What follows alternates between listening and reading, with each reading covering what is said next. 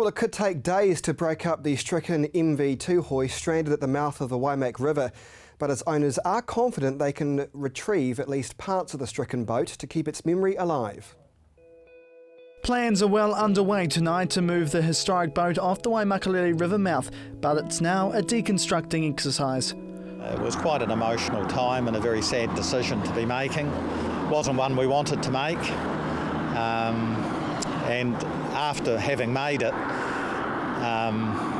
everyone bar one said we'd made the right decision. A 2-hour-long meeting was held this morning down at the stranded Tuhoe to decide on its fate. Well, the first option is the ship was not going to be sailing again. It's too severely damaged for that. The hold in the engine room was full of water that had come in last night. The ship is sort of breaking up a little bit. The second option was to pull it further up the beach, get it out of the tidal area. We looked at that seriously. But it was something the Trust could not afford, working hard to get the cash together for the repairs it just had received at the Littleton dry docks. The other option we had was to leave it under the jurisdiction of the Harbour Master, and he deconstructs it, and that was the ultimate decision. The damage to the boat is severe. A fear it would sink if it was moved out to sea. Water has now made its way inside, unable to float again. It's pretty good on the outside. Once you get inside, it's breaking up. And the locals are still reeling.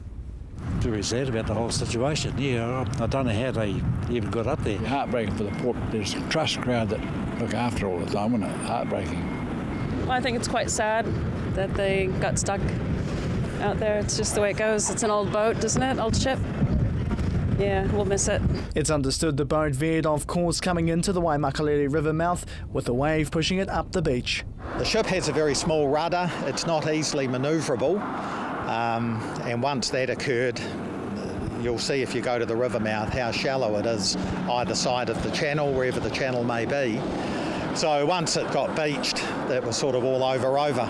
The Trust is looking at a number of ways to keep the memories of their beloved boat alive, hoping their local icon will live on. The only good thing is we are retrieving, or hope to retrieve, the masts, the wheelhouse and other bits and pieces, and hopefully we'll have those on a display at some point in the future. We have a lot of video and film footage, so we are able to create hopefully a nice display. Well, I'd like to see it back in Kaipoi, because it is history. It's a big part of Kaipoi history. It'd be a shame, wouldn't it? It'd be good to see if they could restore it. It's actually quite a iconic old ship for around here. It'll take until the end of the week to dismantle the boat, an end of an era. Jared McCulloch, CTV News.